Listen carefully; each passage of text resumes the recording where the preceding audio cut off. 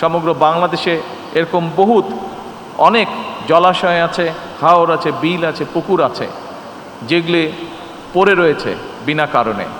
আমরা সিদ্ধান্ত করেছি এগুলোকে সংস্কার করার মাধ্যমে সরকারের পক্ষ থেকে আমরা এগুলোতে মাছের পোনা ছাড়তে চাই, এবং যেই পুকুরগুলো বা যেই হাওর বিলগুলো যেই এলাকায়, যে জলাশয়গুলো যে এলাকায় হবে, সেই এলাকার তরুণ যারা আছেন তাদের মধ্যে সুন্দরভাবে আমরা এটা বন্টন করতে চাই, যাতে করে কর্মসংস্থানের ব্যবস্থা হয় তাদের।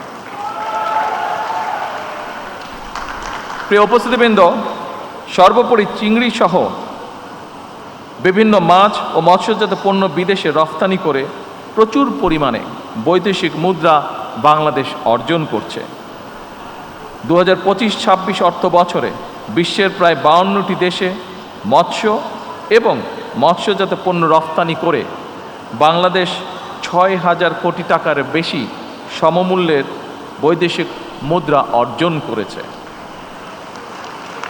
এবং এর কৃতিত্ব আমি মনে করি এখানে যে সকল উদ্যোক্তা আছেন যারা আজকে পুরস্কৃত হয়েছেন, যে সকল ব্যবসায়ী আছেন, যে সকল মৎস্য কৃষক আছেন সহ এই খাতে যারা সম্পৃক্ত প্রত্যেকটি মানুষ এটার এই ক্রেডিটের দাবিদার।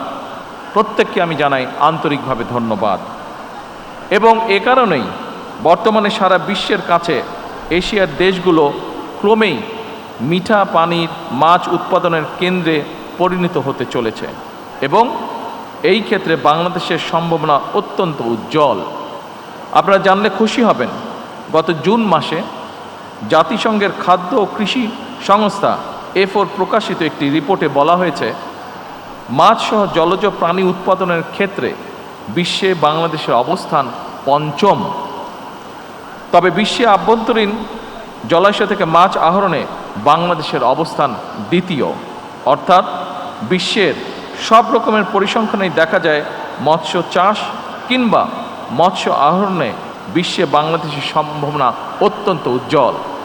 বর্তমানে এই উজ্জ্বল সম্ভাবনা থাকার ফলে আমরা যদি পরিকল্পিতভাবে পরিশ্রম করি, এখান থেকে বহু মানুষের কর্মসংস্থান যেমন হবে, একই সাথে আমরা আরও অনেক বেশি পরিমাণের বৈদেশিক মুদ্রা অর্জন করতে সক্ষম হব। সম্মানিত ইনশাআল্লাহ, সম্মানিত উপস্থিতিবৃন্দ, আপনারা যারা মৎস্য উৎপাদন এবং বিতরণের সঙ্গে সংশ্লিষ্ট, নিঃসন্দেহে আপনারা জানেন মৎস্য অধিদপ্তরের উদ্যোগে খুলনা অঞ্চলে 300টি ক্লাস্টার গঠন করে ক্লাস্টার ভিত্তিক চিংড়ি চাষ উন্নয়নের মাধ্যমে ইতিমধ্যে 7,500 ঘেরে উৎপাদন গড়ে দ্বিগুণেরও বেশি বৃদ্ধি পেয়েছে। পাশাপাশি কক্সবাজার জেলার চকরিয়া উপজেলায় 7,000 একর জমিতে চিংড়ি চাষ উন্নয়নের জন্য অবকাঠামো উন্নয়ন সহ শ্রিম্প সিটি মাস্টার প্ল্যান প্রণয়ন করা হয়েছে এর ভিতরে।